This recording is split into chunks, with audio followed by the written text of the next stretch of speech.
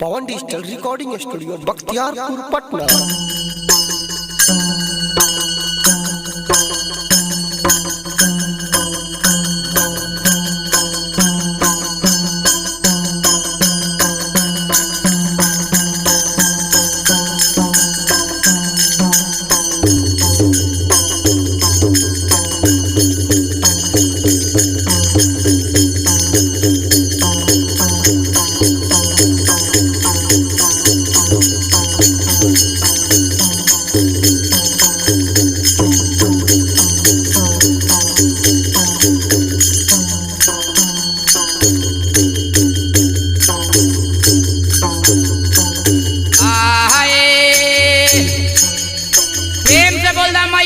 सरस्वती भगवती महारानी की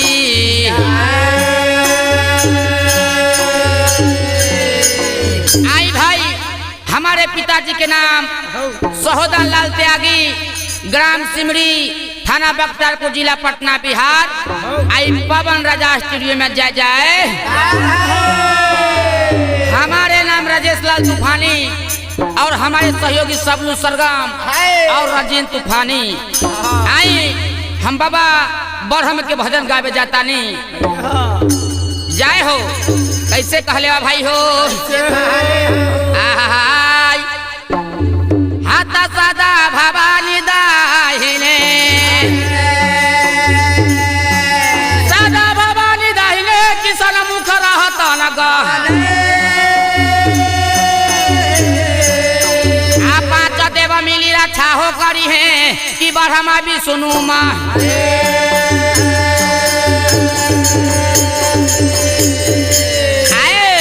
तब बढ़मा भी सुनू ध्यान धरो, तब बढ़मा भी सुनू ध्यान धरो कि सुमर ही सरस्वती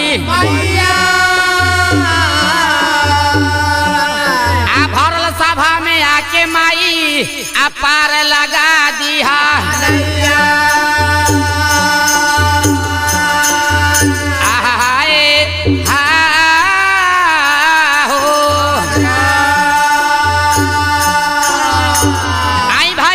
सबलू सरगम बाबा बरहम के दरबार में एगो सेवक जाके कैसे कहले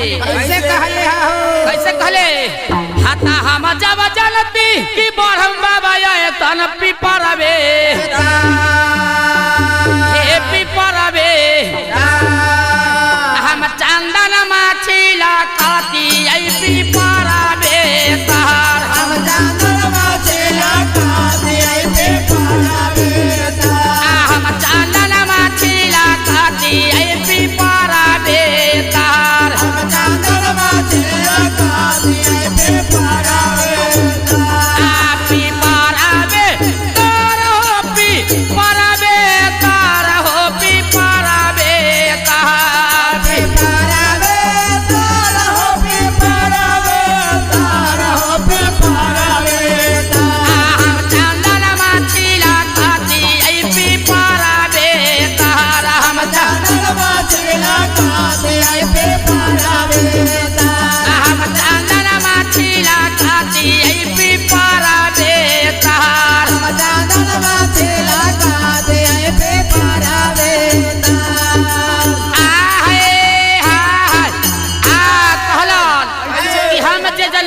बरहम बाबा आए तल पिपरबे तार। अच्छा हम चंदन मछली कती आई परबे तार और की कहलान ऐसे आता हम जे जानती ऐसे बरहम बाबा आए तल पिपरबे तार। हम जे जानती ऐसे बरहम बाबा आए तल पिपरबे तार।